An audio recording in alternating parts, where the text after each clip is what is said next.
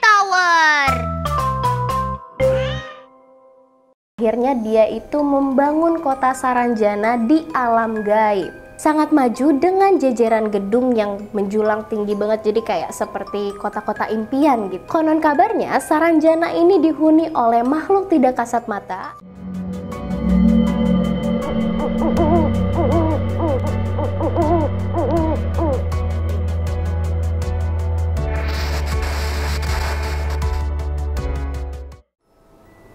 Jangan serius-serius. Gitu kan, Tan?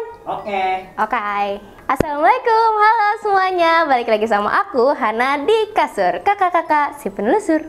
Oke teman-teman, jadi hari ini kita mau ngomongin perihal yang lagi rame. Ya, saat-saat ini lagi rame tentang kota Saranjana, yang sekarang juga lagi dibikinin filmnya di bioskop-bioskop terdekat. Mungkin beberapa dari kalian udah ada yang nonton kota Saranjana ini. Jadi bagi kalian yang belum tahu sebenarnya kota Saranjana ini apa, langsung aja kita bahas asal-usul Saranjana dan juga 5 fakta menarik tentang kota Saranjana. Jadi, keberadaan kota gaib si kota Saranjana ini itu turut dikaitkan dengan suatu cerita legenda, yaitu penciptaan Gunung Sebatung di Kalimantan. Dahulu, wilayah Pulau Laut itu dikuasai Kerajaan Halimun yang dipimpin Raja Pakurindang. Dikisahkan bahwa Raja Pakurindang ini memiliki 2 anak yang dua-duanya itu sering banget bertengkar. Mereka adalah Sambu Renjana dan juga Sambu Batung. Jadi anak pertamanya ini Sambu Renjana, yang keduanya ini Sambu Batung namanya. Sang raja ingin menyudahi kedua anaknya ini yang bertengkar tadi itu dengan cara membagi wilayah kekuasaan. Sambu Batung, anak yang kedua ini nih akhirnya menguasai alam manusia yang kemudian menjelma menjadi Gunung Sebatung. Sementara Sambu Ranjana nih, anak yang pertama itu mengambil jalan lain. Dia nggak pengen ikut-ikutan sama saudaranya nih, akhirnya dia itu membangun kota Saranjana di alam gaib. Selain itu, disebutkan juga kalau kota Saranjana ini disebutkan sebagai kota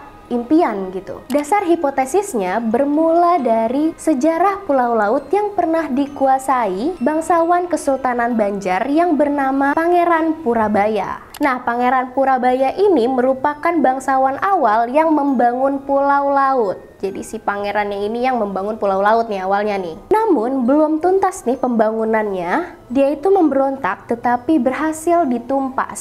Selanjutnya setelah si Purabaya ini tewas pada tahun 1717, gak banyak catatan sejarah tentang mengenai wilayah ini. Catatan yang ditemukan mengatakan bahwa Pulau Laut ini pernah sempat dipinjamkan ke VOC untuk mengumpulkan komoditas sarang walet. Saranjana pun akhirnya menjadi memori kolektif di mana wilayah tersebut itu udah diharapkan nih sama si Purabaya untuk menjadi kota yang maju. Seiring waktu justru ini menjadi kota yang penuh akan mitos dengan kota impian, lengkap dengan segala teknologi canggih dan kemewahan yang melingkupinya. Jadi asal-usul cerita kota Saranjana ini juga masih belum pasti 100% benar gitu, belum pasti 100% akurat, karena gak ada yang tahu sebenarnya kota Saranjana ini ada apa enggak, kita gak ada yang tahu.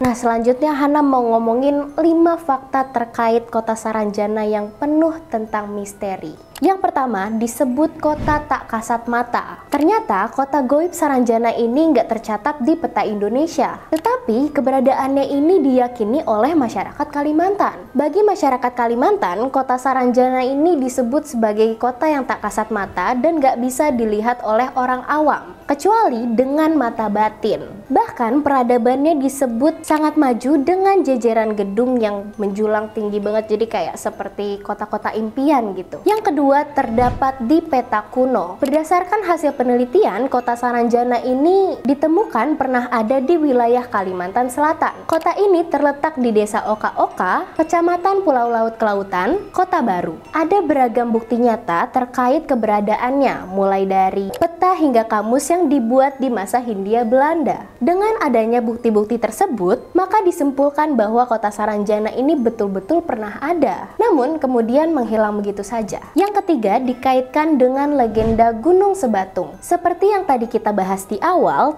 keberadaan kota goib bernama Saranjana ini turut dikaitkan dengan cerita legenda penciptaan Gunung Sebatung di Kalimantan. Dahulu, wilayah Pulau Laut dikuasai oleh Kerajaan Halimun yang dipimpin oleh Raja Pakurindang. Yang keempat, cocokologi nama Saranjana dengan Terajana dan Sarangheo. Nama Saranjana lalu banyak dikaitkan dengan sejumlah kata yang memiliki kemiripan untuk mencari asal-usul atau sekedar cocokologi. Mulai dari kata Terajana yang dipopulerkan oleh Rhoma Irama, hingga kata Sarangheo yang kerap diucapkan di drama-drama Korea. Secara penyebutan, kedua kata tersebut memang punya kemiripan. Namun, jika ditelaah lebih jauh, arti dari kata Terajana sangat jauh dengan karakteristik Saranjana yang sudah didukung dengan fakta-fakta yang otentik. Yang kelima, kota Saranjana ini dihuni oleh makhluk astral. Konon kabarnya, Saranjana ini dihuni oleh makhluk tidak kasat mata alias makhluk astral, yaitu jin muslim. Tetapi ada juga yang menyatakan bahwa kota ini itu dihuni oleh manusia tapi telah menjadi goib. Entah mana yang benar, kita tidak ada yang tahu. Oke, itu tadi adalah cerita tentang kota Saranjana. Nah, menurut kalian di rumah, apakah kota Saranjana ini benar adanya? Ataukah hanya mitos belaka? Komen di bawah. Mungkin kalau misalkan kalian ada yang tertarik nih tentang cerita kota Saranjana ini, boleh untuk nonton di bioskop, karena di bioskop sekarang sedang tayang gitu. Yang menceritakan tentang kota Saranjana ini. Oke, segitu dulu kakak-kakak si penelusur hari ini kasur. Nextnya kita bahas apa lagi? Komen di bawah. Sampai jumpa di kasur berikutnya. Dadah, wassalamualaikum warahmatullahi wabarakatuh.